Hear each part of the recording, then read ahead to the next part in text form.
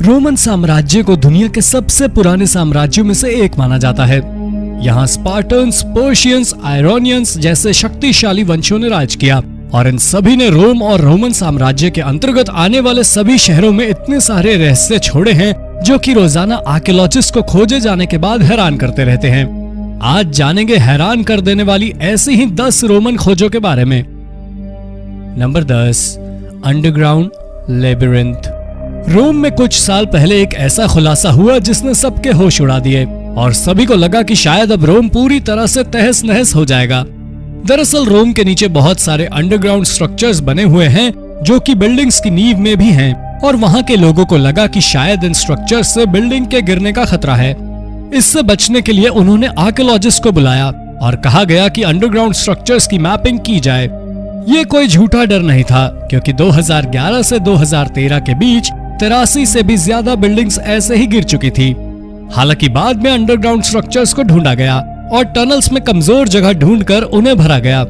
इससे कई सारी बिल्डिंग्स को ही बचा लिया गया और साथ ही साथ रोम की हेरिटेज भी सुरक्षित हो गई। Number 9, Saint Valentine skull. दोस्तों, आपने वैलेंटाइन डे के बारे में सुना होगा, लेकिन बहुत ही कम लोग इसकी कहानी को जानते हैं। सेंट वैलेंटाइन नाम के संत हुआ करते थे जिन्होंने क्रिश्चियन शादियों में बदलाव की बात की थी, जिसके बाद उन्हें 14 फरवरी के दिन मार दिया गया था। इसी कारण वैलेंटाइन डे मनाया जाता है। वैसे तो वैलेंटाइन डे प्यार का दिन है, पर अब थोड़ी डरावनी बात करते हैं। पहले वैलेंटाइन डे पर कोई प्यार की बात नहीं हुई थी, बल्कि दूसरे सेंट वैलेंटाइन्स को मारा गया था। वैलेंटाइन प्यार से जुड़े लोगों को कहा जाता है। फिलहाल बेसिलिका में एक चर्च का कहना है कि उनके पास सेंट वैलेंटाइन का कंकाल मौजूद है। हालांकि ये सोचने वाली बात है कि सेंट वैलेंटाइन का कंकाल आखिर बेसिलिका कैसे पहुंचा।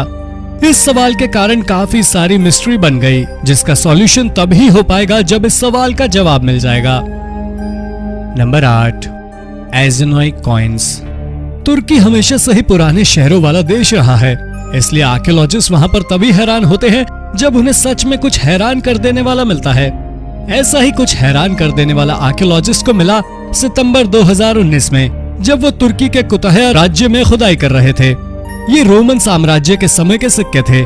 इसमें 600 से भी अधिक सिक्के थे, जिसमें 400 से अधिक रोमन दिनारी थी और 200 से अधिक चांदी के सिक्के थे। इन कॉइन्स की एज 2200 साल से भी ज्यादा थी। यह आर्कियोलॉजिस्ट के लिए काफी हैरान करने वाला था, क्योंकि रोम यहाँ से काफी दूर है। ऐसे में एज़ेनोई में ये सब मिलना कई बड़े सवाल खड़े करता है। इस तरह के सिक्के रोमन साम्राज्य में केवल ऊंची रैंक वाले सैनिकों के पास ही हुआ करते थे। Number 7, ancient pay stub.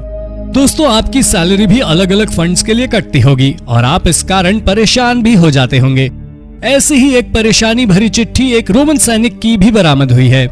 ये सैनिक मेसियुस नाम का एक व्यक्ति था जिसने ज्यूस रोमन युद्ध में भाग लिया था।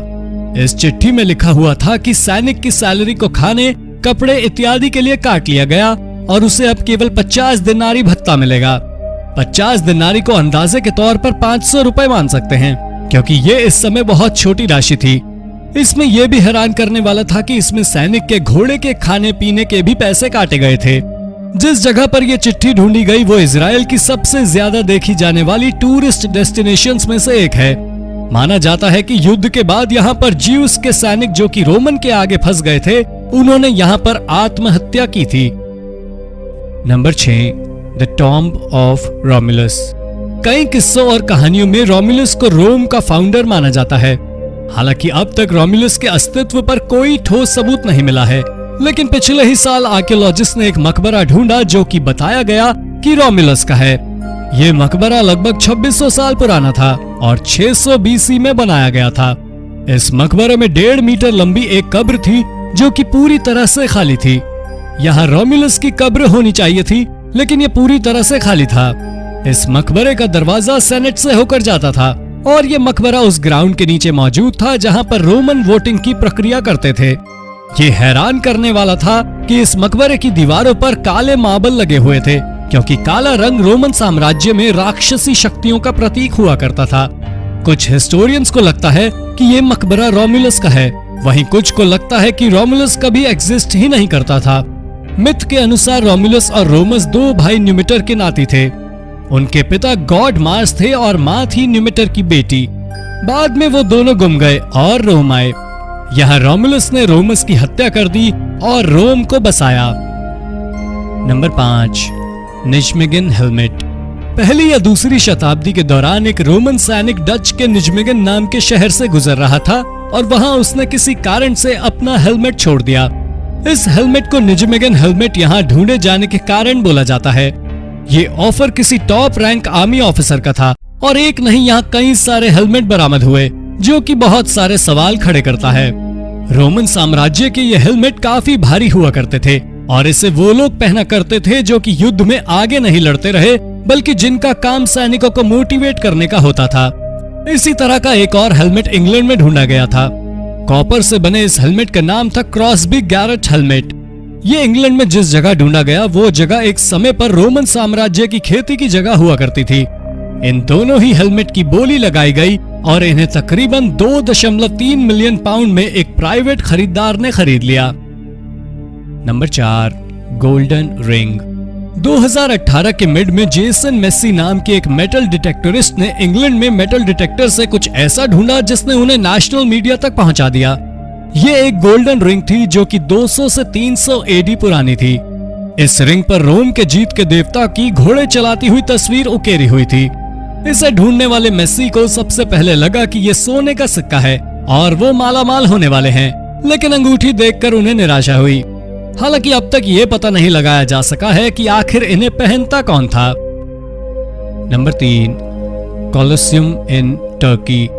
दोस्तों, आपने रोम के कोलोसियम के बारे में तो सुना ही होगा। क्या आप जानते हैं कि एक कोलोसियम तुर्की में भी तलाशा गया है? ये मस्तारा की एंशिएंट सिटी में पाया गया है। दोस्तों, आपको बता दूं कि मस्तारा पूरी तरह से जमीन के अंदर दफन शहर है और इसे लगातार आर्कियोलॉजिस्ट द्वारा जांचा जा रहा है। उन्हें जो कोलोसियम मिला है वो अब तक पूरी तरह से उनके हाथ नहीं लगा है। हालांकि उनका मानना है कि ये एक बहुत ही ज्यादा रेयर डिस्कवरी है। माना जा रहा है कि जब इसे बाहर निकाला जाएगा ये 156 मीटर चौड़ा होगा और तकरीबन 188 मीटर लंबा होगा।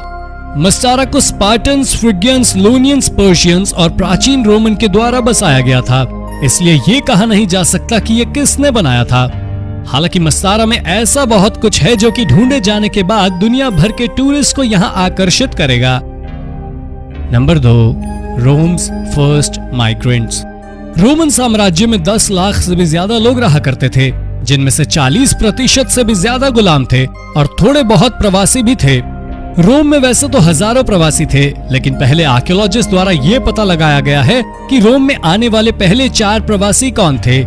इनमें एक टीनेजर था, 2 अधेड़ उम्र के व्यक्ति थे और एक 60 साल से अधिक का बूढ़ा था। इन चारों की कब्र आसपास है।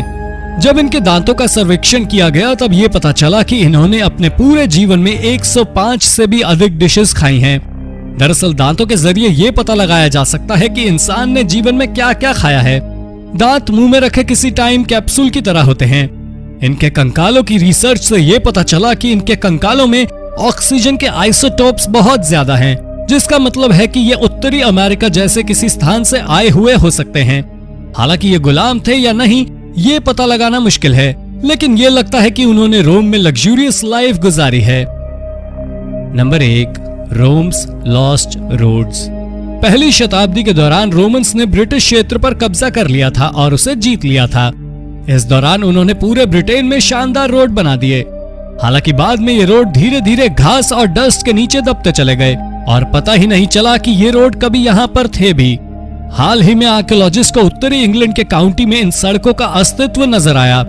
हालांकि इन्हें ढूंढना काफी मुश्किल था क्योंकि कईयों पर बिल्डिंग भी बन गई थी। इसके लिए इंग्लैंड के एनवायरनमेंट डिपार्टमेंट ने लिडर नाम की तकनीक से पिछले 18 सालों से भी अधिक समय के नक्शे बनाए। ये नक्शे दर्शाते थे कि किस तरह विकास हुआ और क्या कैसे बना। इन नक्शों की मदद से तकरीबन 17.5 किलोमीटर का रूट ढूंढ निकाला गया। ये रूट रिपचेस्टर से लैंकेस्टर जा रहा था। इन सड़कों को ढूंढने के लिए मेहनत करने वाले आर्कियोलॉजिस्ट को इनाम दिया गया क्योंकि इसकी मदद से एक रोमन किला भी ढूंढ निकाला गया।